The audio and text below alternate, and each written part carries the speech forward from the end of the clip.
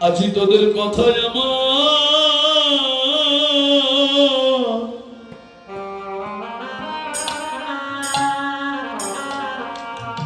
আমার মনে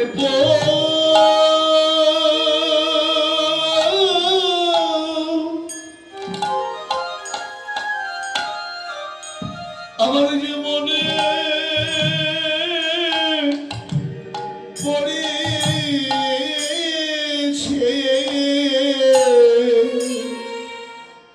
আগে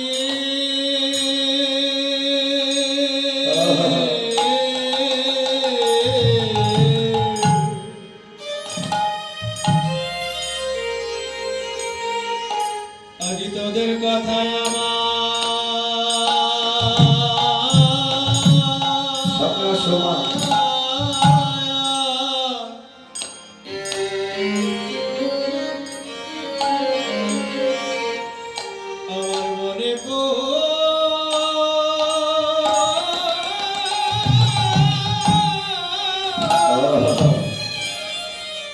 মনে পড়েছে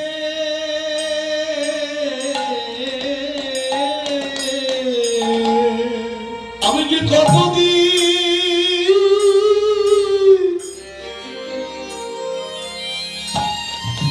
আমি যে কতদিন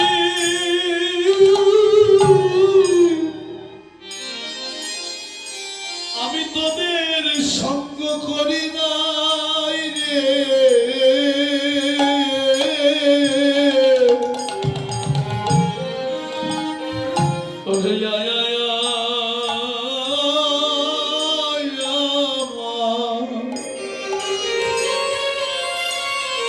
আমার কাছে আয় রে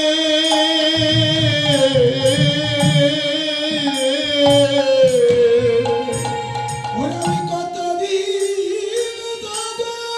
আমি কতদিন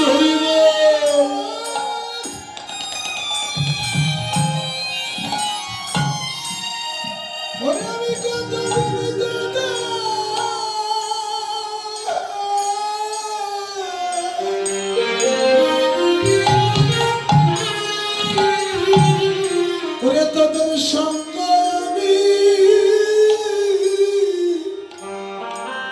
আমি করি নাই রে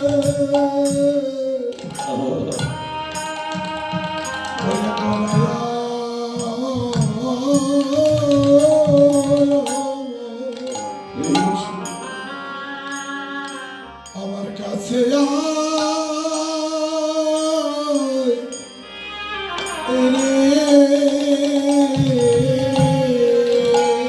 আমি যে কতদিন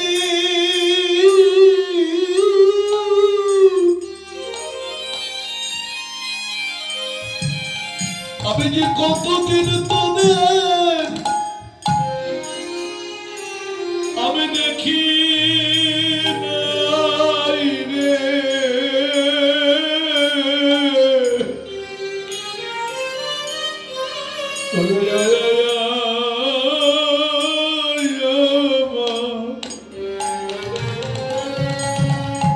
আমার কাছে আয় রে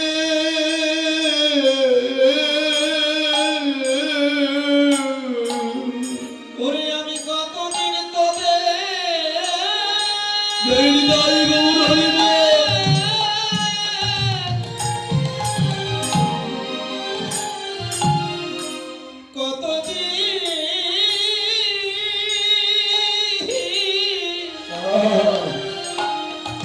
তোদের সঙ্গ করে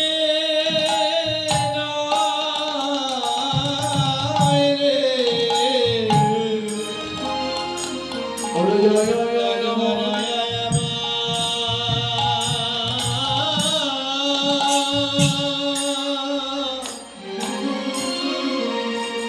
আমার কাছে আয় রে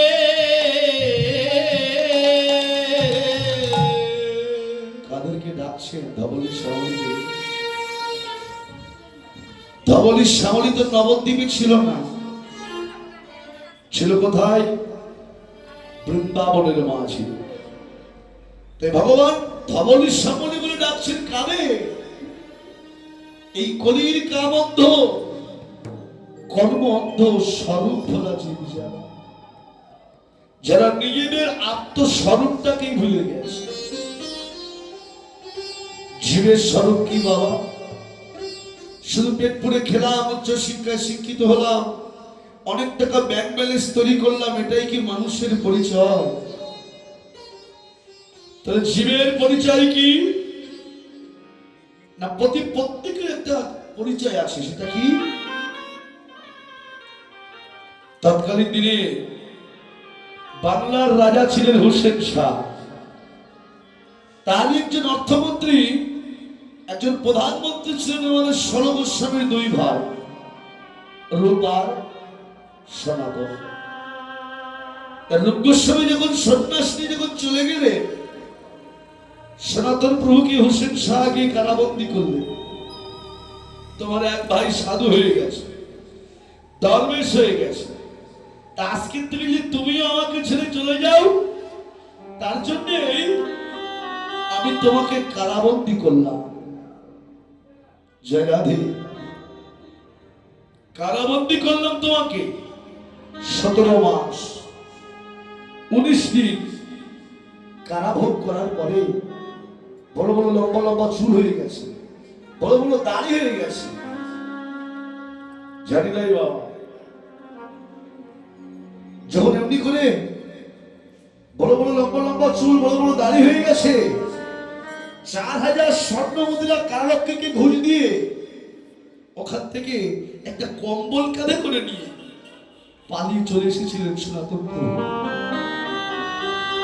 মহাপ্রভুর চরণের ধারে গিয়ে যখন দাঁড়িয়েছে, মহাপ্রভু সনাতন প্রভুকে ডেকে বলছে, সনাতন, এতদিন পরে বুঝি আমার কথা তোমার মনে হয়েছে। ও সনাতন, আমাকে পাবার জন্য সব ত্যাগ করলে, আর শুধু এই একটা কম্বলের মায়া ত্যাগ করতে পারলে না। সঙ্গে সঙ্গে গঙ্গা ঘাটে গিয়ে মস্তকখানা মুন্ডন করে, ওই গঙ্গায় স্নান করে পবিত্র হয়ে তারই কম্বলখানা একটা ভিখারিকে দান করে মহাপ্রভু চরণ দুখানা বুকের মধ্যে জড়িয়ে ধরে বলেছিলেন, ভগবান, একটি নয়, দুটি নয়, তিনটি প্রশ্ন তোমার কাছে আমার খুব জানবার বাসনা হয়েছে। কি প্রশ্ন? তোমার কাছে আমার প্রথম প্রশ্ন, তুমি আমাকে কৃপা করে বলে দাও, এই জগৎ সংসারে আমি কে? জানতে ইচ্ছা হয় না বাবা? কোথা থেকে এসেছি, কেন এসেছি, কি করতে এসেছি, আর কোথায় একদিন চলে যেতে হবে? ভগবান, তোমার কাছে আমার তৃতীয় প্রশ্ন, কৃপা করে বলে দাও, জীবের ত্রিতাপ জ্বালা কেন হয়? আর তৃতীয় প্রশ্ন, কি করলে এই ত্রিতাপ জ্বালা থেকে মুক্তি লাভ করা যায়, যেন আমাদের সকলেরই হয়ে। প্রশ্ন তিনটি মহাপ্রভু চরণে করলে, মহাপ্রভু করজোড় করে বললে, সনাতন, তুমি যে বললে আমি কে, সনাতন জগতে শুধু তুমি নও, এই বিশ্ব ব্রহ্মাণ্ডের মাঝেই জীব মাত্রই নিত্য কৃষ্ণের দাস।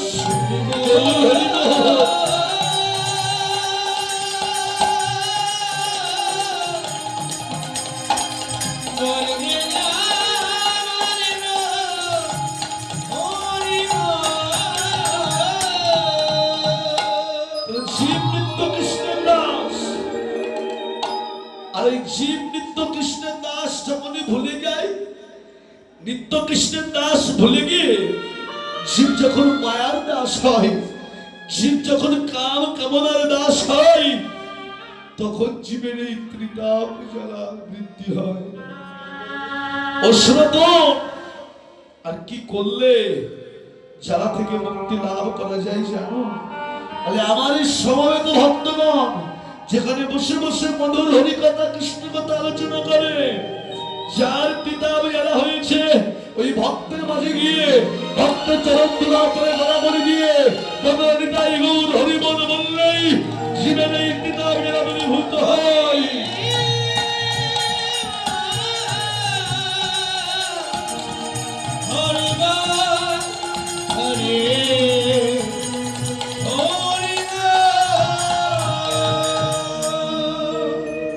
জীবের ত্রিতাপ জ্বালা তখনই দূরীভূত হয়।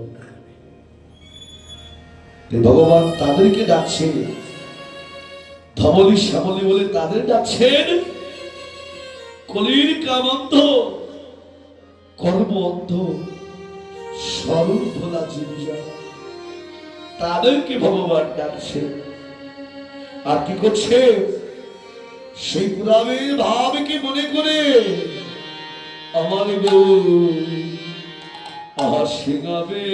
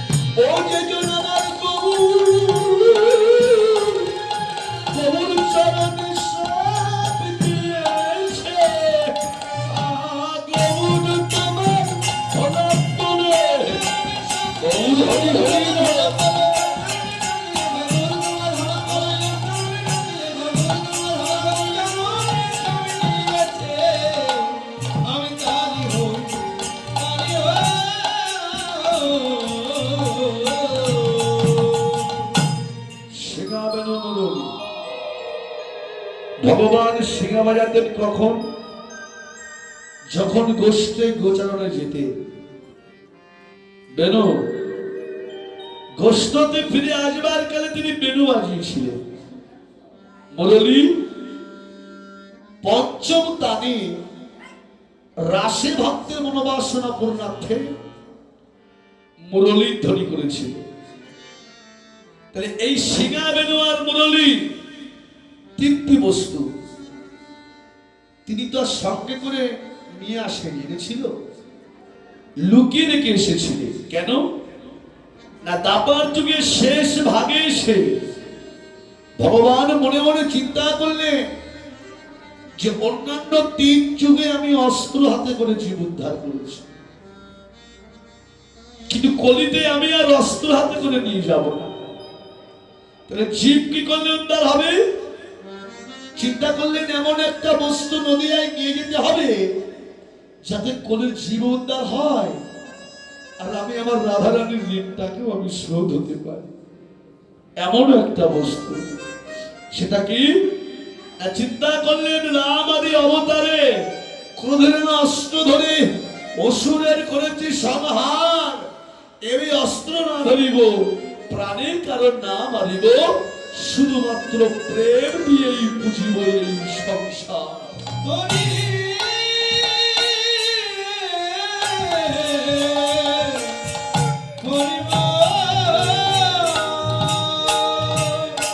জগতের জীবকে উদ্ধার করবো ছোট্ট একটা বস্তু দ্বারা, সেটা হলো প্রেম।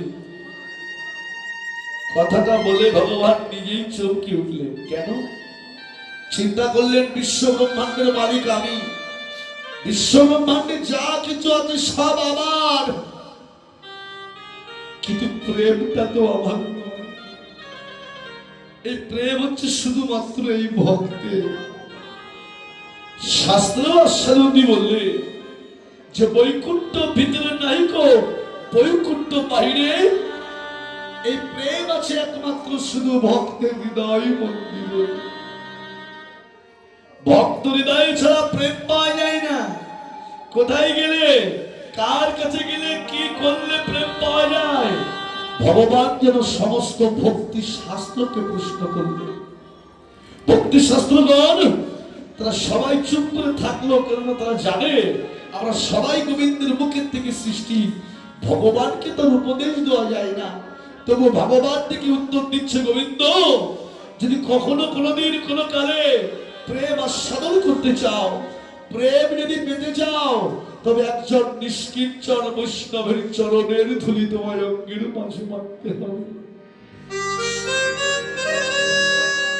নিষ্কিঞ্চন বৈষ্ণব কাকে বলা হয় মা? জগতের সেই হলো নিষ্কিঞ্চন বৈষ্ণব। শুধু গলায় মালা দিয়ে তিলক ধারণ করলেই তো বৈষ্ণব বলে না। বৈষ্ণবেরও কিছু নীতি আছে। শাস্ত্র বলছেন সেই হলো নিষ্কিঞ্চন বৈষ্ণব। কন্যা, জগতে অত্যন্ত লোভনীয় বস্তু থাকা সত্ত্বেও সেজন আমার গোবিন্দের সেবা না দিয়ে সেবা নেই না, সেবা না দিয়ে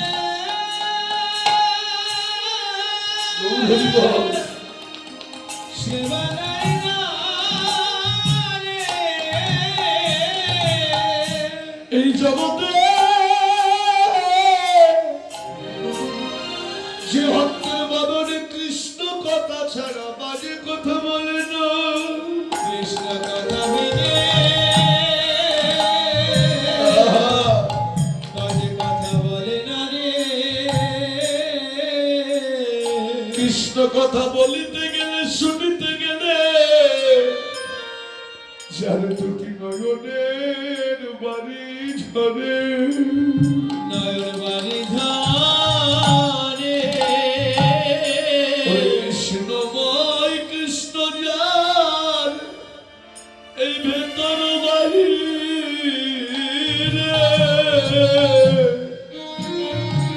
যা নেত্র পড়ে তাহা কৃষ্ণ যিশু ফুরে, তাহা কৃষ্ণ ফুরে। আছে না বাবা? জগতে প্রসাদ ভোজি বৈষ্ণব যারা বাজার থেকে একটা আপেল কিনে আনলেও কিন্তু আগে ভগবানকে নিবেদন করি সেবা করি। এক গ্লাস জল কিনেও আগে ভগবানকে নিবেদন করে সেবা নেয়। এহেন বৈষ্ণব যার বদনে কখনো কৃষ্ণ কথা ছাড়া বাজে কথা বলে না। এই কৃষ্ণ নাম হরিনাম শুনতে গেলেও বলতে গেলেও যার দুটি নয়নের বাড়ি ঝরে, এহেন বৈষ্ণবের চরণ ধুলি যদি তুমি তোমার অঙ্গের মাঝে রাখতে পারো, তুমি তার কাছে এই প্রেম সম্পদ ভিক্ষা পাবে। ভগবান আর বিলম্ব করলেন না, তিনি ছুটতে ছুটতে গিয়ে রাধারানীর চরণ ধুলার তলে গড়াগড়ি দিয়েছে। গড়াগড়ি দিয়ে আঁচলখানা পেতে দিয়ে দুটি নয়নের জল ছেড়ে দিয়ে কেঁদে কেঁদে বলে বিনোদিনী, ও গো বিনোদিনী,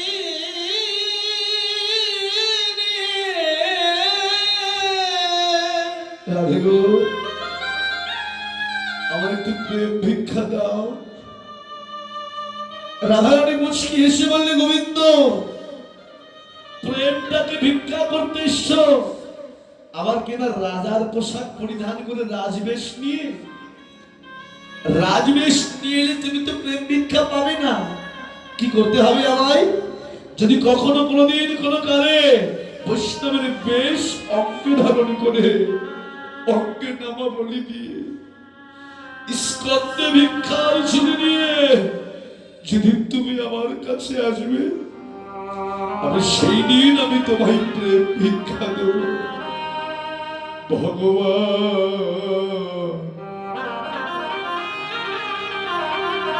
দুটি নয়নের জল ছেড়ে দিয়ে কেঁদে কেঁদে বলে বিনোদিনী, ও গো বিনোদিনী,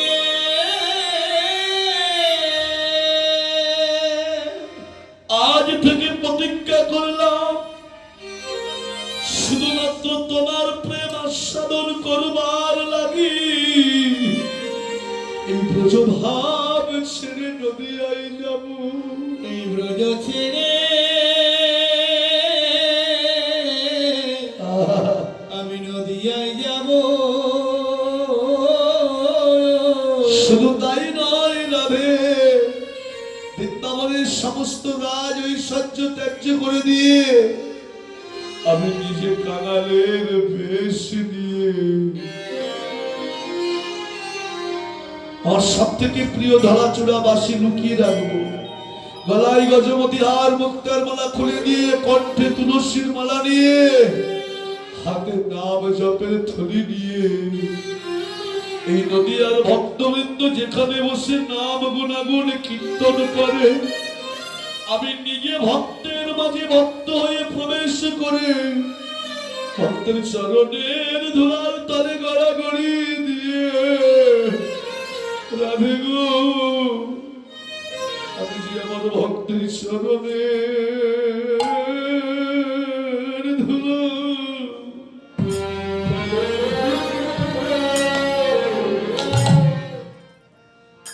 আমি আমার অঙ্গে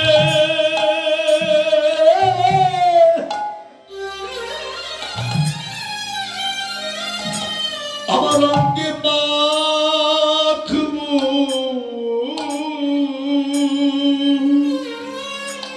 রে।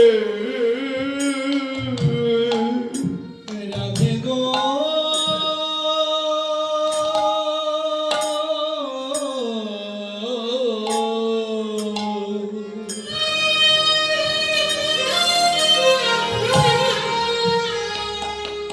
আমি ভগতের চরণ ধুলা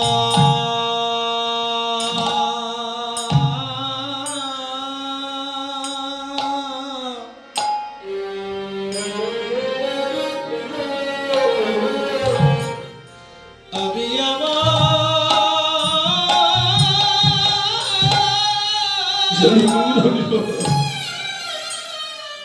আমি আমার অঙ্গে মাখিব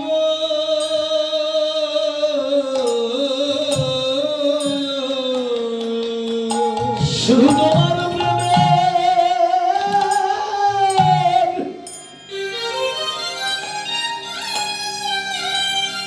রাধে গো তোমার প্রেমে আমি ঋণ শুধিতে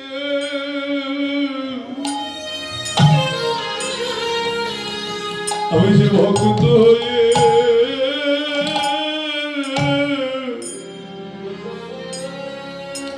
আমি নদিয়ায় যাব ওরে তোমার হরি হরি হরি বল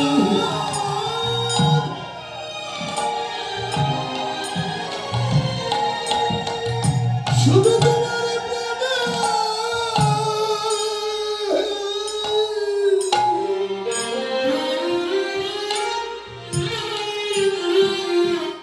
ওরে তোমার প্রেমেরই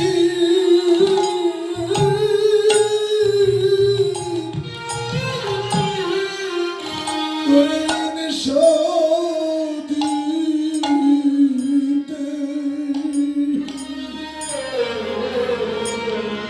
ওরে আমি ভক্ত হয়ে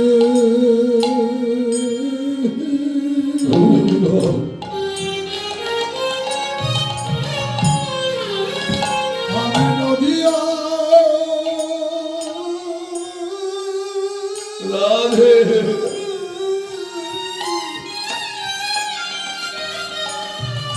আমি নদিয়ায় যাব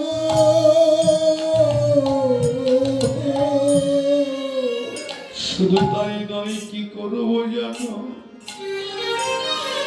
আমি নিজে কেঁদে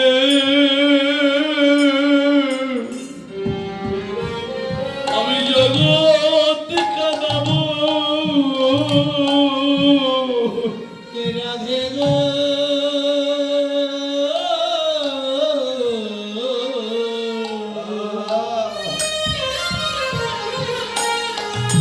আমি নিজেকে দে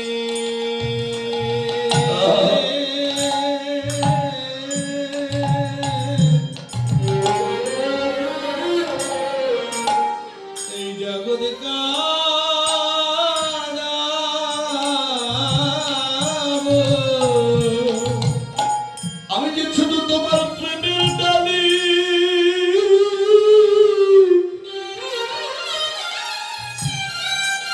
তোমার প্রেমের ডালি ওই আমার মাথায় লয়ে আমি যে ভক্ত হয়ে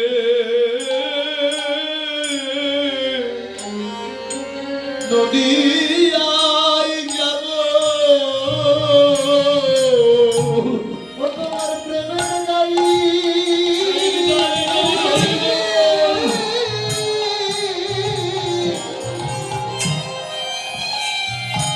তোমার প্রেমের গাড়ি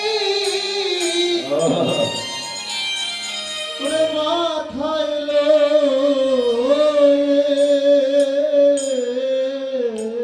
আমি যে ভক্ত হয়ে আমি যে ভক্ত হয়ে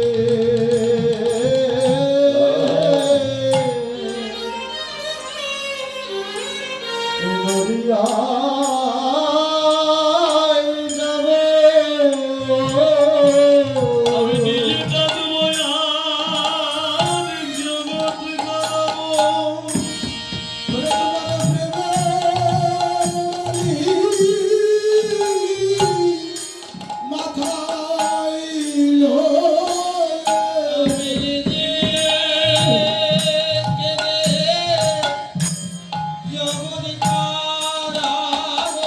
ওরে তোমার প্রেমের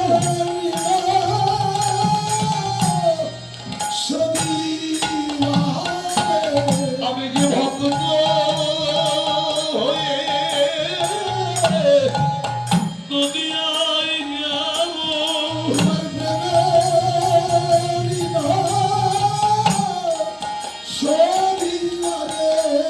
আমি ভক্ত হয়ে নদিয়ায় যাব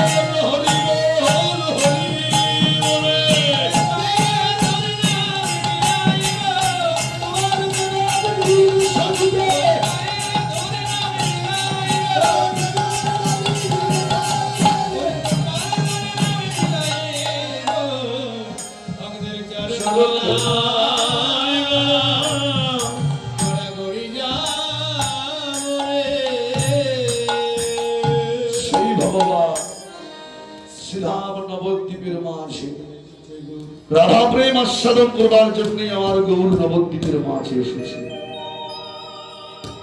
বহিরঙ্গের কারণটি বললেন, অনর্পিত চরিত্রাদ করুণা অবতীর্ণ কল সবার পয়ুত মনোন্নত উজ্জ্বল রসান সভক্তি শ্রিয় হরিপুরাত সুন্দর নদী কদম্ব সন্নিপিত সদারিদাই স্কন্দরে স্ফুরত বাসচির নন্দন। যে ধর্মী বস্তু কোনদিন কোন কালে কাউকে অর্পণ করা হয়নি, অর্পিত হয়নি এবং হবারও নয়, সেই অনর্পিত ধনটাকে আজকে কৃপা করে এই জগতের জীবকে দেওয়ার জন্য এনেছে। সেটা কি হরিব, সেটা হলো মধুর হরিনাম সংকীর্তন। হরের নাম হরের নাম হরের নামইব কেবলম ফলেও নাস্তেইব নাস্তেইব নাস্তেইব মধুরম নাথা। হে কলিজি, শুধুমাত্র কৃষ্ণ বলে ডাকো, হরি বল বলো। এই নাম বিনা কলিজীবের আর কোন গতি নাই, গতি নাই, আর কোন গতি নাই। হরি বল, তুমি শুধু কৃষ্ণ বলে ডাকো, এতেই তোমার কৃপা লাভ হবে। হরি বল, সারাটা জনম তো শুধু আমার আমার করে গেলে। এই যে গাড়ি আমার, বাড়ি আমার, স্ত্রী আমার, পুত্র আমার, বন্ধু আমার, কন্যা আমার, জগতের সবই তো আমার। তাহলে সারা জনম শুধু আমার আমার করে গেলে, কিন্তু বিচার করলে না জগতের সবই তো আমার, সবই তো আমার, কিন্তু জগতে আমি কার? সব আমার, আমি কার? রাধে ভেবে দেখ মন কেউ কারণ শুভ সেই ভ্রম ভ্রমণ্ডলে।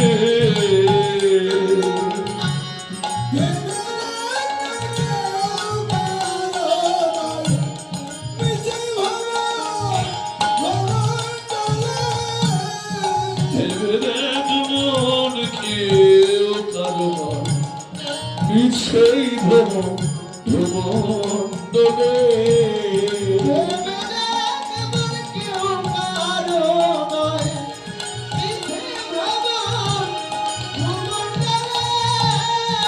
হলো না সেই দক্ষিণা কালী বদ্ধ হয়ে মায়া গেলে। ভেবে দেখ মন কেউ কারণ সেই ভ্রমণ্ডলে।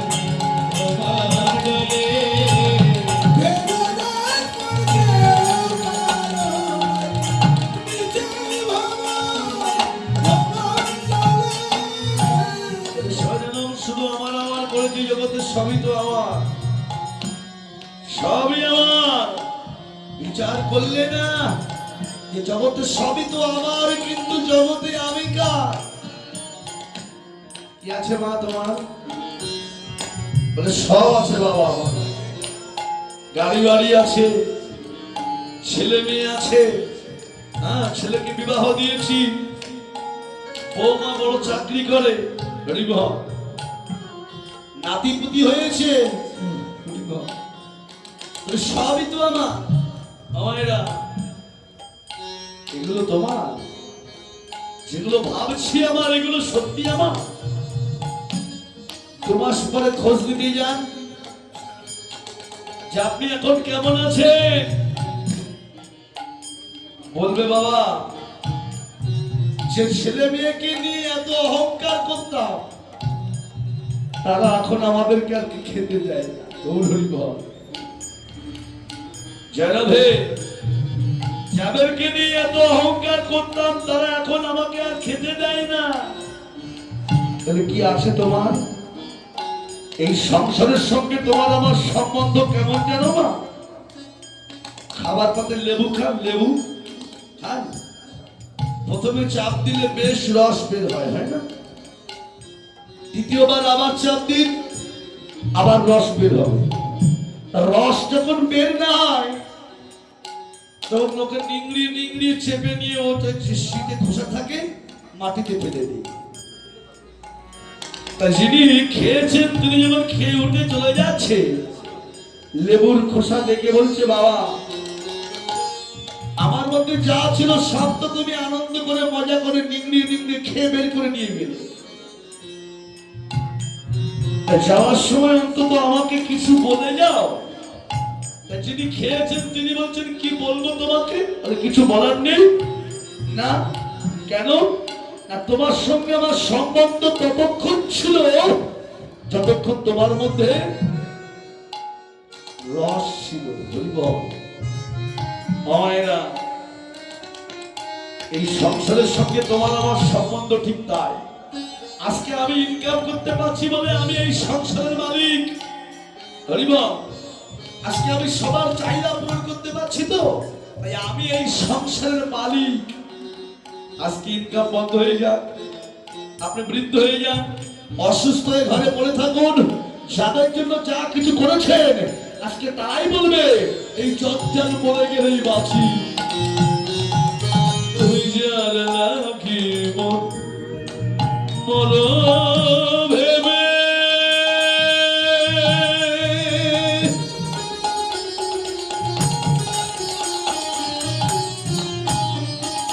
বলো, সেই কি তোমার সঙ্গে যাবে যার লাগে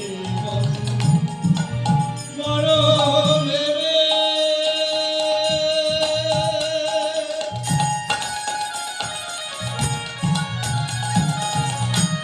সেই কি তোমার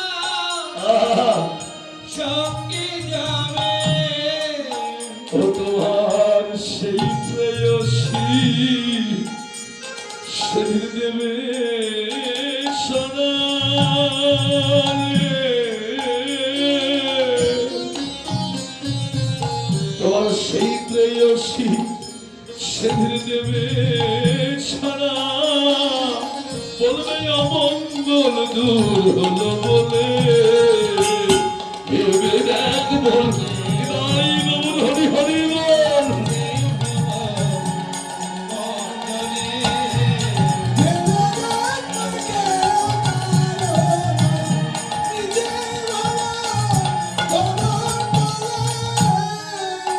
তাহলে সারাজনম শুধু আমার আমার করে গেলাম, জগতে কি আছে আমার? কি আছে আমার বাবা? কিছু টাকা হয়েছে তাই অহংকার হয়েছে। আমি 2 তলা বাড়ি করেছি এই জন্য আমার অহংকার। আমার একটু রূপ যৌবন ভালো আছে তো এই জন্য আমার অহংকার। কিন্তু টাকার ইতিহাসের দিকে মানুষ ঐতিহাসিক চেতনা ছাড়া বাঁচতে পারে না। যার ঘরে কোটি কোটি টাকা ছিল, যার ঘরে লক্ষ লক্ষ লোকবল ছিল, যার ঘরে 100 পুত্র ছিল, এই এত কিছু থাকা সত্ত্বেও সামান্য যুদ্ধ জয় করতে পারেনি। তিনি কে মা? 100 পুত্র কার ছিল? কার বলো, কার ছিল বাবা? হ্যাঁ, ধৃতরাষ্ট্র। বাহ, বলি বাবা। তাহলে ধৃতরাষ্ট্রে গান্ধারী কোটি কোটি টাকার সম্পদ, লক্ষ লক্ষ লোকবল, কত রাজৈশ্বর্য, এত কিছু থাকা সত্ত্বেও সামান্য যুদ্ধ জয় হলো না। হয়েছিল কেন? গান্ধারীর শতপুত্র ছিল, এই শতপুত্র কেউ কি বেঁচে ছিল? ছিল মা? কেউ বেঁচে ছিল না। কেন না, গান্ধারীর অভিশাপ ছিল। তাই কিসের অভিশাপ? দুর্বাসা ঋষি একবার কুন্তি মায়ের বাড়িতে সেবা নেবার জন্য গিয়েছিলেন। আরে আমি আজকে দুপুরবেলা আমি তোর বাড়িতে আমি সেবা নিতে চাই। বলেছিল, প্রভু আপনি বিশ্রাম করুন, আমি সেবার আয়োজন করছি। বলেছিল এইভাবে হবে না। তাহলে বলে সেবা দিতে গেলে 100 ভাগে রান্না করতে হবে, আর 100টা স্বর্ণ পাত্রে রাখতে হবে। যদি তুই জোগাড় করতে পারিস তবে আমি তোর বাড়িতে আমি সেবা নিতে পারি। বলেছিল প্রভু আপনি বিশ্রাম গ্রহণ করুন, আমি 100 ভাগে রান্না করে আমি 100টা স্বর্ণ পাত্রে রেখে আমি আপনাকে সেবা দেব।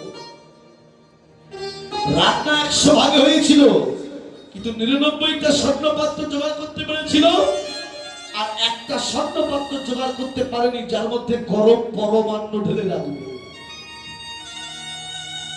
হয় না, দুর্বাসা তেজস্বী ঋষি যখন পাত্র জোগাড় হলো না, উঠে যখন ডাক করে চলে যাচ্ছে, কুন্তি গিয়ে বলছে যা যাবেন না প্রভু, আমি স্বর্ণ পাত্র জোগাড় করতে পারিনি, কিন্তু স্বর্ণ পাত্র আমার আছে। কোথায়? কি করলো জানেন? ওই গরম পরমান্নের কড়াইখানা নিয়ে নিজের এই বুকের উপরে ঢেলে রেখে দিয়েছিলেন। দুর্বাসা বলেছিল মারে তোর ব্যথা লাগছে না? বলেছিল প্রভু এই দেহ তো আমার দেহ নয়, এই দেহ হলো গোবিন্দের দেহ, ব্যথা লাগলে গোবিন্দের লাগবে, আমার তো কোনো কিছু হবে না। গৌর হরি বল।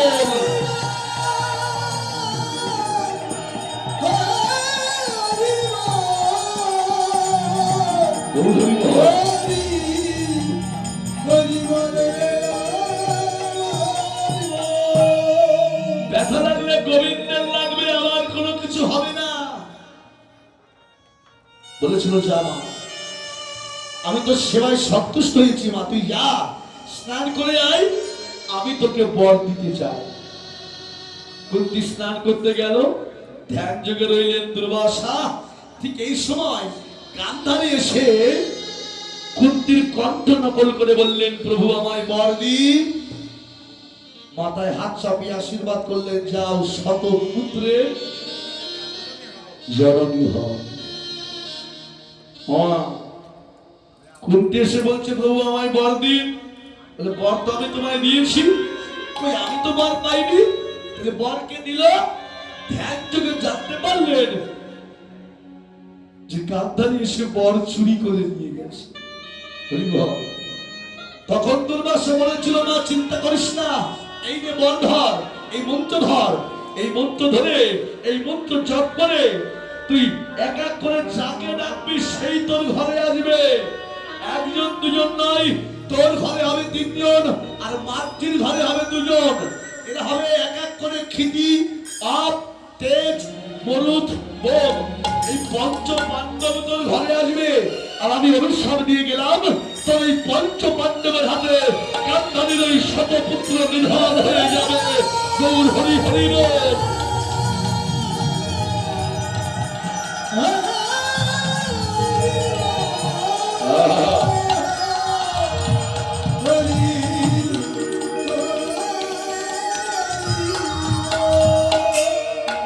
হয়েছিল না মা? হরি বল। কেউ বেঁচে ছিল না, অভিশাপ ছিল। ধৃতরাষ্ট্র কন্যা যার রাষ্ট্র ধারণ করে রাখার ক্ষমতা আছে। কোন রাষ্ট্র?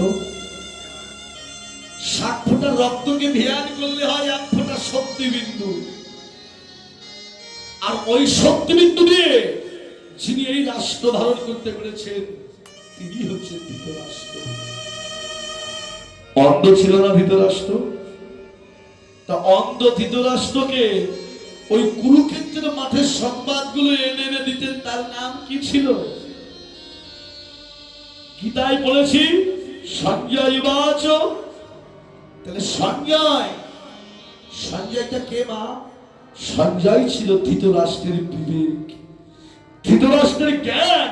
তাহলে আমার আপনার জ্ঞান বিবেক কি না? সেটা হলো আপন আপন শ্রী গুরুর শ্রীচরণ। গুরু কৃপা না করলে এই রাষ্ট্র ধারণ করে রাখার মতো ক্ষমতা জগতে কারোর নেই। ভগবান শ্রীকৃষ্ণ অর্জুনের রথে সারথি হয়ে তিনি কুরুক্ষেত্রের যুদ্ধের মাঠে গিয়ে যুদ্ধ করেছিলেন। যুদ্ধ কতদিন হয়েছিল বাবা? কদিন? 17 দিন। তোমরা বলো দেখি মা। 18 দিন। হরি বল। তাহলে 18টা দিন ধরে যুদ্ধ হলো। কেন? জীবের এই 18টা মোকামকে জয় করেছিল। তাই এক একটা দিন গীতার এক একটা অধ্যায়। গীতায় কতগুলো অধ্যায়? 18টা অধ্যায়। হরি বল, হরে কৃষ্ণ। বাবা এই বললেন 18টা মোকামকে জয় করেছিল। তাই ভগবান শ্রীকৃষ্ণ অর্জুনকে নিয়ে যুদ্ধ শেষ করলেন। যুদ্ধ শেষ করে অর্জুনকে নিয়ে যখন রথ থেকে নেমে গেল, ওর রথের গতি কি হলো বাবা? রথখানা অর্জুন পেছন দিকে তাকিয়ে দেখলে এত সুন্দর একটা সাদের সাজানো রথ। ভগবান যখন রথ থেকে নেমে গেল, ওই রথে আগুন লেগে রথ পুড়ে ছাই হয়ে গেল। প্রশ্ন করলেন অর্জুন, গোবিন্দ 18টা দিন ধরে যে রথে উঠে যুদ্ধ করলে, কই এর আগেও তো রথ থেকে নেমেছো, কই তখন আগুন লাগলো না?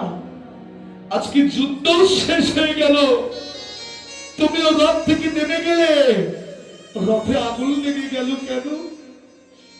ভগবান বললেন, অর্জুন আমি যে রথে উঠে যুদ্ধ করি, আমার যুদ্ধ যে রথে উঠে শেষ হয়ে যায়, আমি জীবের যে রথ থেকে নেমে যাই, ওই রথ তো আগুনেই পুড়ে ছাই হয়ে যায়। হরি বল।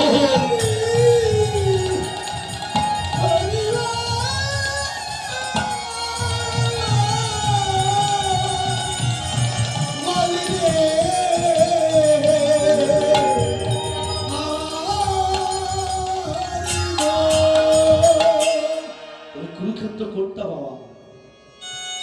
এটাই কুরুক্ষেত্রের মাঠ। এখানে যুদ্ধ হচ্ছে না, তোমার কুরুক্ষেত্র যুদ্ধ হচ্ছে মা। কাদের সঙ্গে? কাম, ক্রোধ, লোভ, মোহ, পাপ, আশ্চর্য, এদের সঙ্গে এখানেও যুদ্ধ হচ্ছে। আর যেদিন এই যুদ্ধ করতে করতে ভগবান যেদিন আমার আপনার এই পবন রূপী অর্জুনকে নিয়ে এই দেহরথ যেদিন ছেড়ে দেবে, সেদিন তোমার যত ভালোবাসার মানুষ,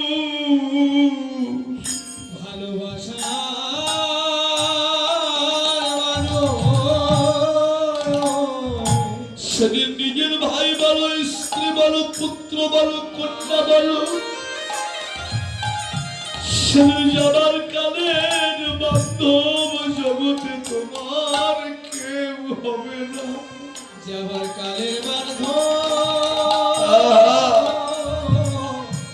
কেউ হবে না রে। কিন্তু ভগবান বললেন, হে কলিযুগী, সে দেখো আমার পানে আমি যেমন নিজে দুটি বাহু উত্তোলন করে কৃষ্ণ বলে কাঁদি। দেখেছো না এই মন্দিরে মা নিতাই গৌর বাহু উত্তোলন করে দাঁড়িয়ে আছে কেন? জগৎকে দেখাবার জন্য। জগৎ আমি যেমন নিজে দু বাহু উত্তোলন করে কৃষ্ণ বলে কাঁদছি, তোমরাও আমার সঙ্গে একবার দু বাহু উত্তোলন করে দিয়ে কৃষ্ণ কৃষ্ণ বলে কাঁদো। কেন? জগতে যদি কোনো ভক্ত কৃষ্ণ বলে আমার চরণে আত্মনিবেদন করতে পারে, আমি কথা দিলাম জগতে আমি তার কাছে কেনা হয়ে যাই। কেনা হয়ে যায়। হে জীব, যদি কেউ কৃষ্ণ বলে আমার চরণে আত্মনিবেদন করে, আমি বিক্রি হয়ে যাই তার কাছে। আবার বলছেন আমি তার কে না হই। আমি তার কে না হই। জগতে আমি তো তার মাতা হই, তার পিতা হই, তার বন্ধু হই, তার বন্ধু হই। এমনকি শেষের দিনে যাবার কালে জগতের কেউ যদি তোমার মাধ্যম নাই বা থাকে, একটাবার আমার চরণে আত্মনিবেদন করে দাও। কথা দিলাম সেদিন কেউ না গেলেও আমি নিজে বাধ্য হয়ে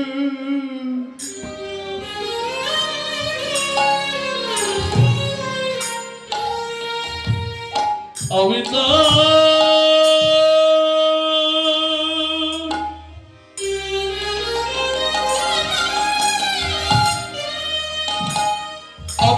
সঙ্গে